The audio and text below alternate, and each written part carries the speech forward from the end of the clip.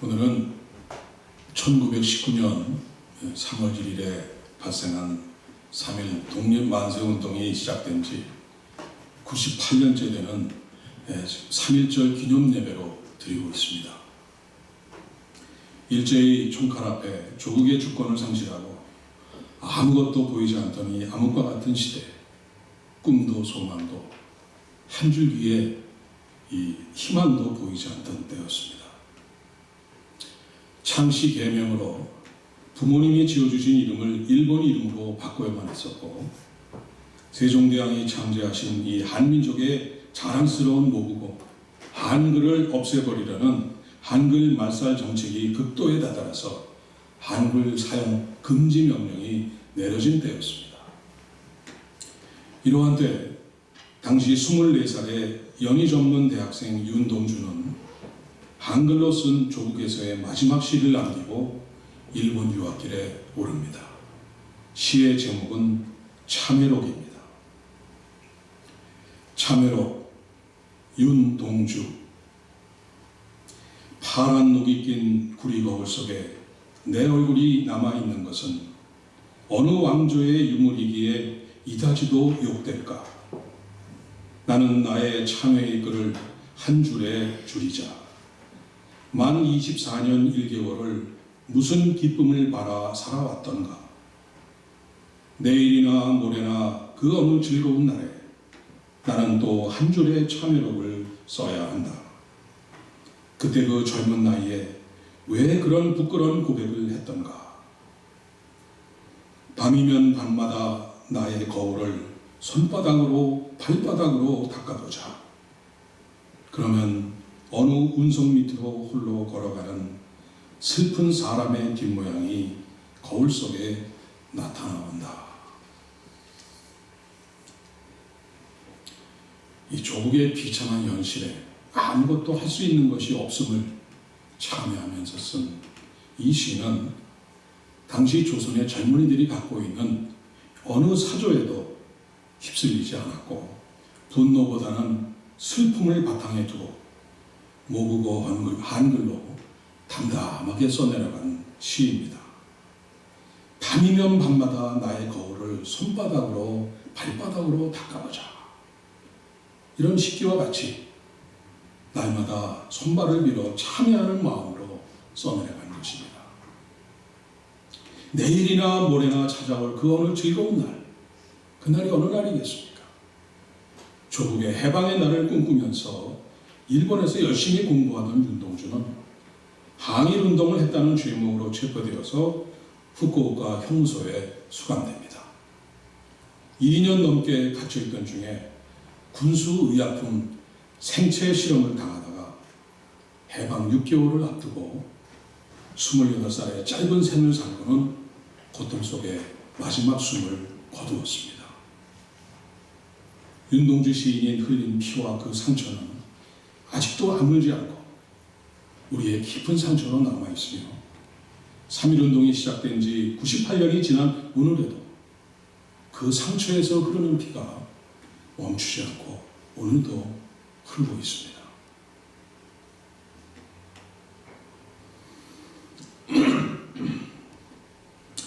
요즘 한국은 박근혜 대통령 탄핵 정국에다가 북한 김정은의 이복형 김정남이 독살된 문제로 인해서 대단히 지금 어지럽게 돌아가고 있습니다. 그런 와중에 이 미국의 트럼프 대통령이 취임한 이후에 쏟아내는 이 변화와 어디로 튈지 모르는 이 예측 불가능의 태도와 이 뱉어내는 말 때문에 전 세계가 요동을 치는 지금 몸살을 앓고 있습니다. 특별히 한반도를 둘러싼 이 미국, 일본, 중국, 이 러시아의 움직임이 대단히 빠르고 이 첨예하게 돌아가고 있습니다. 당장 내일 무슨 일이 어디에서 터질지 모르는 이러한 긴박한 순간들이 지금 지속되고 있습니다. 그런 가운데 이 궁지에 몰린 김정은이 핵과 미사일, 심지어 이 김정남이를 죽이는 데 사용한 이 독극물을 화학 무기로 사용하는 이 끔찍한 선택을 할 가능성이 높아지면서 이 미국의 선제 공격론과 그에 대한 한반도 전면 전쟁 가능성을 대비해서 한국에 있는 미국인들을 일본으로 긴급 대피시키는 훈련까지 하는 상황이 지금 벌어지고 있습니다. 이러한 긴박한 상황 아래서 한국의 대통령 직무 정지라는 이 탄핵 정국 속에서 이 지도자 없이, 이 구심점 없이 이런 사태 아래서 연일 이 촛불 집회와 이 또 태극기 집회가 온 거리가 시끄럽습니다. 이 나라가 남북으로 이 갈려진 것도 이 모자라서 동서로 갈라지고 또 지역별로 나누어져 있고 이제는 빈부격차와 세대별로도 이렇게 나누어져 가고 있습니다. 그냥 분열의 분열이 이어지고 그 작은 남한 땅에 이 성난 데모대와 이 분노와 분노가 계속 매일 이렇게 분출되고 이렇게 있습니다.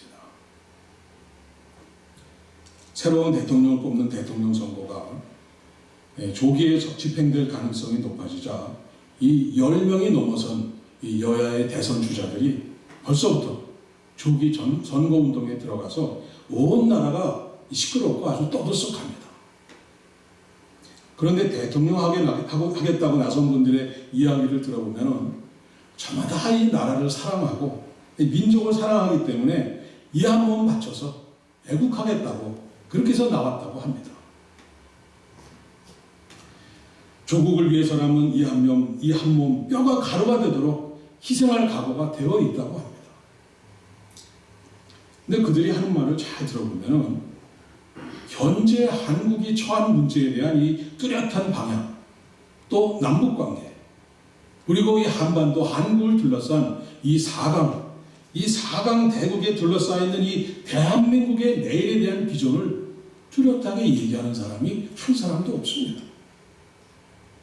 그저 그 사람들이 TV에 나와서 하는 말과 언론에다 나타나는 것들은 그저 자신들이 뱉어놓던 과거의 그 트집 잡힌 말들 뒤집는 것 말들, 그리고 표를 벌기 위한 이 근거도 없이 허공에 흘리는 아주 자주 들었던 그런 뻔한 얘기들을 지금 되풀이하고 있습니다. 그 중에 현재 여론조사 1위를 달리는 후보는 불의에 대한 분노 없이 어떻게 정의를 바로 세우겠나 하면서 이 촛불 집회를 독려하면서 분노하면서 군중선동에 앞장서고 있습니다. 그러자 그 여론조사 2위 되는 후보가 이런 말을 합니다. 국가 지도자의 분노는 피바람을 부른다. 정의의 마무리는 사랑이다.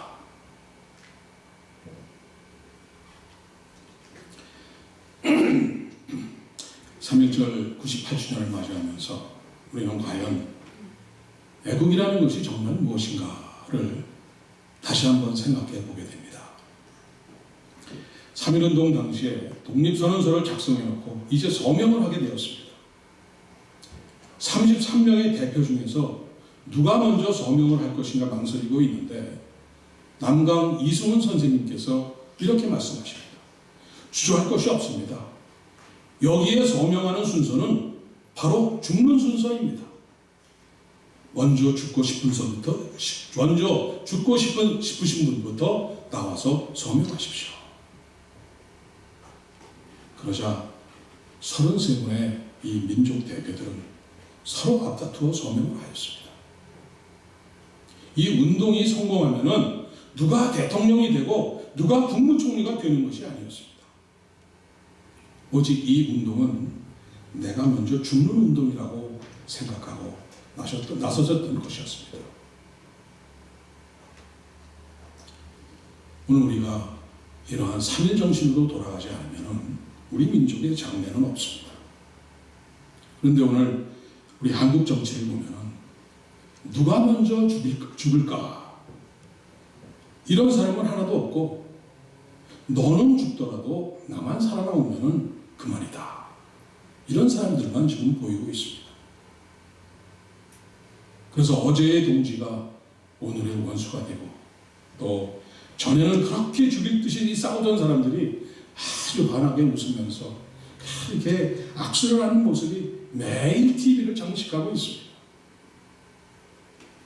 3.1운동에 목숨을 걸고 참여했던 우리 선조들의 역사를 정말 부끄럽게 하는 그러한 행위입니다. 이래가지고는 우리나라가 결코 잘 될 수가 없습니다. 다시 한번 3.1 정신으로 돌아가야만 됩니다. 당시 독립선언서에 서명했던 민족대표 33분 중에 이 과반수인 16분이 기독교인이었습니다. 3.1운동은 바로 신앙적인 운동이었습니다. 하나님께서 우리 인간에게 주신 자유, 우리 한민족에게 주신 이 민족적 자유를 아무도 억압하거나 빼앗을 수가 없다는 그러한 믿음과 신앙에 기초한 운동이었습니다. 3.1운동이 일어난 당시 한국 전체 인구는 1,600만 명 정도였습니다. 그 중에 기독교인은 약 20만 명으로 전체 인구의 불과 1.4%밖에 안 되는 아주 이 미미한 존재에 불과했지만 1.4%밖에 안 되는 그 미미한 존재가 민족과 나라에 미친 그 영향력은 그야말로 폭발적이고 엄청난 것이었습니다. 당시 한국교회는 온 국민을 상대로 이렇게 선포했습니다. 아, 2천만 동포여, 평화의 하나님, 자유의 하나님은 이제야 그 손을 들어 침략주의를 타파하고 세계 수평선상에 평화의 낙원을 축조하여 자유의 무대를 건설하도다. 당시 조선일보 사장이셨던 월남 이상재 선생님은 3.1운동에 주도적인 역할을 했다는 이유로 붙잡혀서 일본 경찰에 모진 고문을 받았습니다. 누가 3.1운동을 시켰는가? 하나님이 시켰다. 그러면 3.1운동 본부는 어디에 있는가? 하늘나라에 있다. 이렇게 대답하셨습니다. 나라가 위기에 처했을 때 우리 믿음의 선조들은 가장 먼저 앞장서서 만세를 부르면서 순종하셨습니다. 이렇게 이름 없는 애국자들, 나라를 위해 목숨을 바친 이런 이름 없는 성도들이 있었기에 오늘 우리가 이러한 자유를 누리고 번영을 누리면서 이 자리에서 지금 예배를 드리고 있는 것입니다. 3.1운동이 일어난 지 98년이 된 지금 우리 민족은 자유를 누리고는 있지만 그것은 반쪽의 자유입니다. 우리 민족이 3.8선으로 인해서 남북으로 분단된 이후에 저 북녘 땅에 있는 우리 동포들은 여전히 해방의 기쁨과 자유를 누리지 못한 채로 살아가고 있습니다. 우리 민족이 누리는 해방은 완성되지 않은 미완의 해방입니다. 저는 우리 민족의 역사를 이렇게 보면서 이렇게 말씀을 준비하면서 어떻게 이렇게 똑같은 역사가 되풀이될 수 있는가 하는 생각에 정말 이 가슴이 미어지는 것 같은 아픔을 느꼈습니다. 자유를 얻기 위해서 3.1운동에 참여했던 한 여성의 증언을 들어보십시오. 나는 평양에서 3월 2일에 체포되어 경찰에 구금되었다. 그런데 일본 경찰들은 채찍으로 우리 여자들을 내리치면서 옷을 다 벗기고 벌거숭이로 여러 남자들 앞에 세워놓았다. 경찰은 나에 대해서는 길거리에서 만세를 불렀다는 죄목밖에 찾지 못했다. 그러나 그들은 내 양손은 뒤로 꽁꽁 묶어서 내 몸을 돌려가면서 마구 때려서 온몸이 땀에 흠뻑 젖었다. 그들은 내 알몸을 사정없이 때리고는 땀이 흐르면 찬물을 끼워넣고 춥다고 말하면 담뱃불로 내 살을 찢었다. 사람으로는 견딜 수 없는 무서운 욕과 조롱을 우리는 다 받았다. 이것이 자유를 얻기 위해 3.1운동에 가담했던 여성들, 바로 우리의 할머니와 어머니들이 받았던 고통이었습니다. 그러면 이번에는 똑같이 자유를 찾아 북한에서 탈출했다가 붙잡혀 교화소에 갇혀버린 이 여인의 증언을 한번 들어보십시오. 나는 교화소에서 인간 이옥순이 아니라 꼬리 없는 짐승 832번이었다. 오전 5시에 기상해서 밤 12시까지 노동했고 화장실은 하루에 3번밖에 갈 수 없었다. 여자로서 차마 견디기 힘든 고문을 겪었고 영하 35도 이하의 추운 겨울에 발가벗긴 채 서 있는 이른바 동태 고문으로 동상에 걸려 10개의 발톱이 다 빠졌다. 사형장으로 끌려가던 한 여성이 집에 두고 온 아이들 이름을 부르면서 죽지 않으려고 몸부림치던 모습이 지금도 지워지지 않는다. 일제시대의 우리 민족은 박해를 피해서 이 머나먼 이 만주벌판으로 정처 없는 길을 떠났습니다. 이 광경을 목격한 맥켄지 선교사님은 이렇게 기록했습니다. 만주를 찾아오는 한국 실향민들의 말 못할 비참한 모습은 사람의 언어로 표현할 길이 없다. 엄동설한 영하 40도를 오르내리는 추위 속에서 다 떨어진 옷을 입은 사람들의 무리가 눈 덮인 산언덕을 말없이 허물어지듯 밀려간다. 나무 많고 돌 많은 버려진 땅 만주에 생사를 걸고 이들은 발을 내딛고 있다. 많은 사람이 먹을 것이 없어서 죽어갔으며 부녀자뿐 아니라 건장한 청년들도 얼어 죽어가고 있었다. 여자들은 옷을 제대로 입지 못해 허리깨가 퍼렇게 드러났는데 어린아이를 등에 업은 사람은 그나마 서로의 체온으로 조금은 몸을 덮일 수 있었다. 버선을 신지 못한 어린아이들의 발목이 새파랗게 얼어 있었다. 이렇게 그들은 아무런 말도 없이 몇백 리를 걸어간다. 뼈가 휘청거려서 더 이상 한 발자국도 내딛을 수 없을 때까지 그들은 걸어가고 있다. 이번에는 북한을 탈출해서 같은 중국 땅 100년 전 선조들이 걸어갔던 그 만주 벌판을 떠돌아다니는 이 어린 남매의 질문을 한번 들어보십시오. 장마당에서 꽃제비들이 수군덕거리는 소리가 두만강을 건너 중국 땅으로 가면 아주 먹을 것이 많다고 했다. 그래서 동생을 데리고 열차를 타고 두만강으로 갔다. 때는 오전 11시 병이었는데 나는 동생 소연이를 데리고 두만강 옆의 뚝에 다가섰다.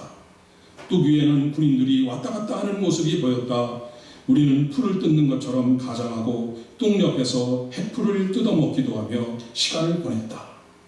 점심시간이 되자 뚝 위에 있던 군인들이 점심 먹으러 사라진 사이에 나는 소연이를 데리고 두만강에 들어섰다.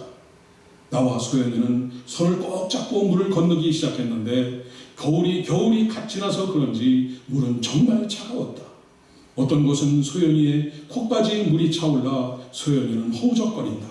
잘못하다간 빠져 죽는다는 생각에 우리는 손을 더 꼭 잡으며 건넜다. 소연아, 힘을 내. 잘못하면 빠져 죽어. 오빠야, 나 겁이나. 괜찮아, 죽지 않아. 오빠가 있는데 왜 죽겠니? 오빠야, 나는 죽어도 오빠는 죽지 마라. 나는 소연이를 정말 죽이는 것 같아 눈물이 났다.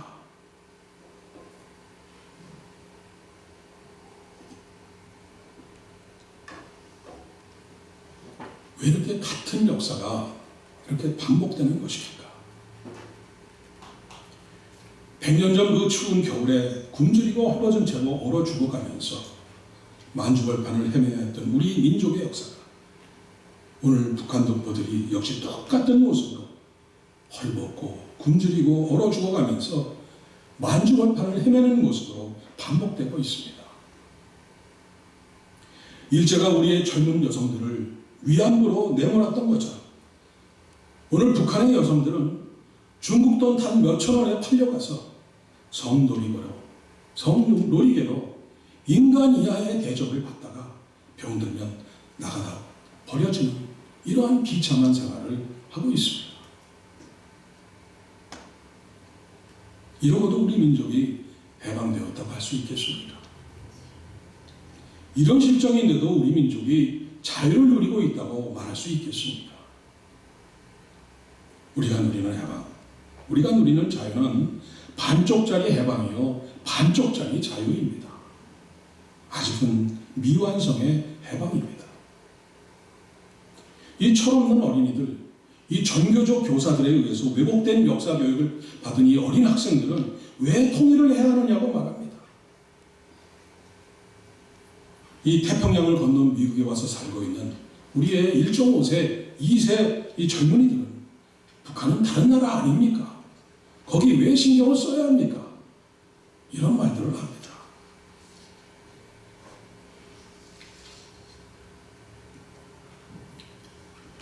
이제 우리 민족은 완전한 해방, 완전한 자유를 누리는 민족이 되기 위해서 다시 한번 3.1운동을 펼쳐야 합니다. 온 국민이 손에 태극기를 들고 거리로 뛰쳐나갔던 그때 그 열정을 다시 한번 되찾아서 북녘 땅에 사는 우리 동포들의 해방을 이루어내야만 합니다. 누가 이 일을 감당할 수가 있겠습니까? 우리 그리스도인들 밖에는 없습니다. 98년 전 3.1 만세운동을 그리스도인들이 주도했던 것처럼 오늘 우리 그리스도인들이 이러한 그 역사의식을 가지고 북한 동포들의 해방을 위해서 기도하며 일어설 때 하나님께서는 마침내 저들에게 참된 해방을 선물로 주실 것을 믿습니다. 누구든지 자기 친족, 특히 자기 가족을 돌보지 아니하면 믿음을 배반한 자요 불신자보다 더 악한 자니라라고 디모데전서 5장 8절에 분명히 기록되어 있습니다. 오늘 본문을 보시기 바랍니다. 요셉은 이렇게 말합니다. 본문 20절입니다. 당신들은 나를 헤아려 하였으나 하나님은 그것을 선으로 바꾸사 오늘과 같이 많은 백성의 생명을 구원하게 하시려 하셨나니. 요셉은 형들에 의해 많은 고통을 받았습니다. 요셉의 형들은 요셉을 시기해서 애굽으로 팔아 넘겼습니다. 요셉은 낯선 이국 땅에서 노예로 살았고 또다시 누명을 쓰고 감옥에 갇혔습니다. 요셉이 애굽으로 팔려온 것이 17살, 이 소년의 때였습니다. 그리고 애굽의 총리 대신 된 것이 30살이니까 요셉은 이 13년 동안을 종살이를 하고 감옥에 갇혀 있었습니다. 잠깐 들어갔다 나온 것이 아니라 그저 1, 2년 있다가 나온 것이 아니라 무려 13년 동안을 20대 청춘을 아무 죄명도 없이 그저 누명을 쓰고 이 감옥에서 종살이를 하면서 지내야만 했었습니다. 생각해 보십시오. 얼마나 원통한 일이겠습니까? 그러나 요셉은 그토록 서럽고 이 모진 13년의 세월을 보내도록 자기를 팔아넘긴 이 형들이 다가왔을 때 뭐라고 합니까? 바로 본문 20절 금방 읽었던 내용입니다. 당신들은 나를 헤아려 하였으나 하나님은 그것을 선으로 바꾸사 오늘과 같이 많은 백성의 생명을 구원하게 하시려 하셨나니. 내가 이런 고통을 당하는 것은 이 극심한 기근에서 당신들을 구원하시기 위해서 나를 먼저 이곳으로 하나님께서 보내셨다는 것입니다. 형들을 원망하지 않았습니다. 그리고는 형들의 손을 붙잡고 형들을 부둥켜 안고 통곡을 하며 눈물을 흘렸습니다. 지난날뿐 아니라 오늘까지도 이 남북이 갈라져서 많은 고통을 우리가 당하고 있습니다. 특별히 이 북한의 김일성은 동족 상잔의 비극인 이 6.25 전쟁을 일으켜서 이 씻을 수 없는 상처를 남겼고 수많은 목숨을 빼앗아갔습니다. 당시 북한은 가해자였고 남한은 피해자였습니다. 우리는 그 이후로도 오늘까지 북한에 의해서 이루 말할 수 없는 고통을 셀 수도 없이 당했습니다. 사랑하는 가족을 하루아침에 잃어버렸고 모든 재산을 다 빼앗겼으며 가족들이 생리별을 하고 아직도 이산 가족이 남아서 아픔을 안고 살아가고 있습니다. 우리의 아들들이 천안함 폭침으로 수장되었고 아웅산 폭발 사건, 대한항공 폭발 사건으로 공중 분해되었고 관광 중이던 우리의 국민을 총으로 쏴 죽였습니다. 도대체 우리는 언제까지 이렇게 일방적으로 당하기만 하며 살아야 하냐고 이 분노가 일어날 정도로 우리는 당하며 살아왔는데 이제는 핵무기와 미사일 그리고 이 가공한 독극물 화학전까지 당할 위기에 지금 처해 있습니다. 한반도 전체가 다시 이 전면전, 이 전쟁의 포화 속에 지금 들어가기 이런 직전에 이런 상황까지 지금 다다르고 있습니다. 이 모든 일들이 누구의 잘못입니까? 분명히 이 북한에 의해 저질러진 천인 공로한 일들입니다. 맞습니다. 맞습니다. 그러나 이제 우리는 요셉처럼 말할 수 있어야 됩니다. 당신들은 나를 해하려 하였으나 하나님은 그것을 선으로 바꾸사 오늘과 같이 많은 백성의 생명을 구원하게 하시려 하셨나니. 이것이 바로 오늘 우리 그리스도인들이 가져야 될 태도와 자세와 기도가 되어야만 합니다. 3.1 독립선언문에 이런 구절이 있습니다. 새하늘과 새 땅이 눈앞에 펼쳐지는구나. 힘의 시대는 가고 도의의 시대가 오느나 지나간 세기를 통하여 깎고 다듬어 키워온 인도 정신이 새 문명의 서광으로 인류의 역사 위에 던지기 시작하구나. 오늘 우리들의 이 거사는 정의, 인도, 번영을 찾는 결의의 요구인 오직 자유의 정신을 발휘할 것이라.